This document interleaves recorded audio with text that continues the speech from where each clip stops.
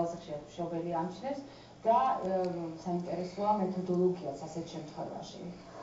ეცით რა, ძალიან ხშირად პრაქტიკულად აი ამ ბოლო დროს არ ვიცი, რითი არის ეს განპირობებული, სიელმისგან, სიელმე არის სხვადასხვა პათოლოგიები, რომელიც მეტნაკლებად ამ ბოლო დროს გახშირდა.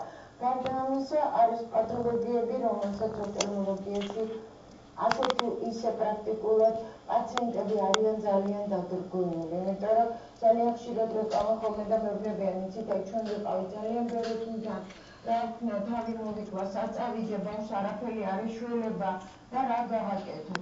თუმცა მათ ძალიან ბევრი ღონისძიებები აქვს ჩატარებული, დაწყებული ქირურგიული ოპერაციით, დამთავრებული ვარჯიშებით, სათვალეებით და ასე შემდეგ. მსგავსი დაავადების მკურნალობა მინდა ყოველგვარ ზედმეტი თავდაბლობის გარეშე ვთქვა და ალბათ მე გამიგებენ რომ ამას ვიძახ, იმიტომ რომ წინ პაციენტი ალბათ უკანა პაციენტის ხიდია და რაც მთავარია, მე არ მოვიწყდება ხოლმე პაციენტების